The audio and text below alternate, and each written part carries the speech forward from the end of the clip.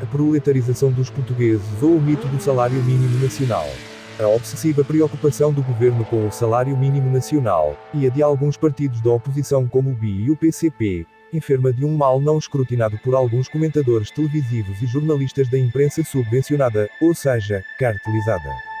A que mal lá aludimos? Precisamente a nivelação por baixo dos rendimentos disponíveis das famílias portuguesas. Não faltarão muitos anos até que profissionais mais qualificados, técnicos de saúde, professores, investigadores, etc., sejam varridos, com uma remuneração igual ou pouco acima do SMN. Ou seja, verificar-se a tendência para um salário médio muito baixo comparativamente com os restantes países europeus. Por outro lado, é uma forma ardilosa do governo aumentar as contribuições para a segurança social e assim permitir a diminuição, eleitoralista, da famigerada taxa de sustentabilidade, em relação à qual a própria Europa tem muitas dúvidas. Em 2014 os suíços rejeitaram em referendo, a prática referendária é habitual neste país, ao contrário de países como Portugal, o estabelecimento de um SMN. Índice Legislativo Laboral que acabaram por aceitar em 2020 com a fixação do RMS em cerca de 4.086,00 francos suíços igual a 3.785 euros, superior em mais de 5 vezes ao nosso. Acreditavam eles na altura que a sua implementação acarretaria a médio prazo a diminuição média dos rendimentos do trabalho.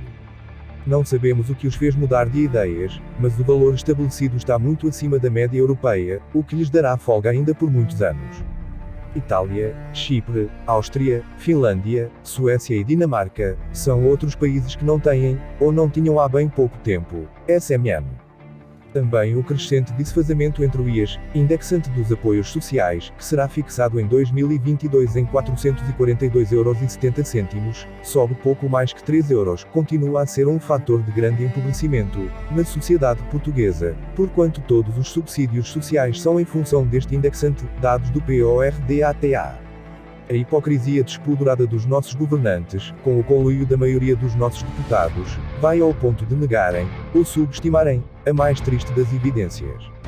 Na verdade, a inflação prevista e o expectável aumento dos produtos de bens essenciais, fruto também do preço colossal dos combustíveis e das tarifas energéticas, dos mais altos da Europa, insistindo a tutela em manter os 65% de imposto sobre os combustíveis, rouba qualquer aumento salarial por mais simpático que seja.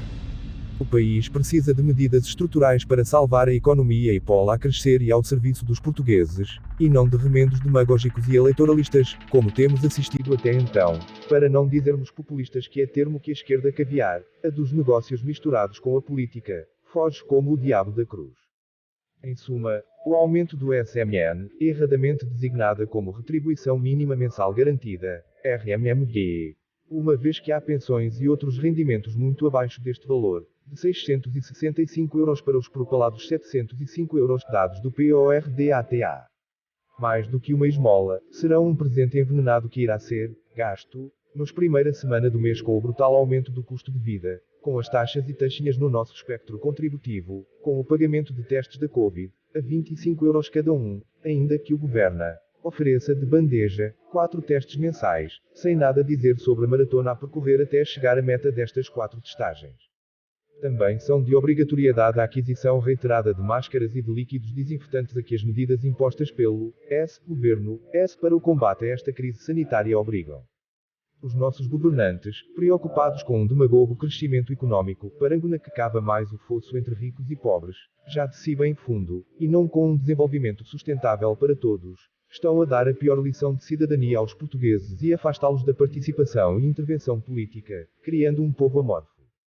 Os nossos governantes, preocupados com um demagogo crescimento económico, parangona que cava mais o fosso entre ricos e pobres, já de si bem fundo, e não com um desenvolvimento sustentável para todos, estão a dar a pior lição de cidadania aos portugueses e afastá-los da participação e intervenção política, criando um povo amorfo, dependente, quer económica quer ideologicamente, isto é, um povo sem esperança nem futuro, incapaz de pôr em causa quaisquer medidas político-governamentais por mais lesivas que sejam para as suas, nossas famílias e futuras gerações.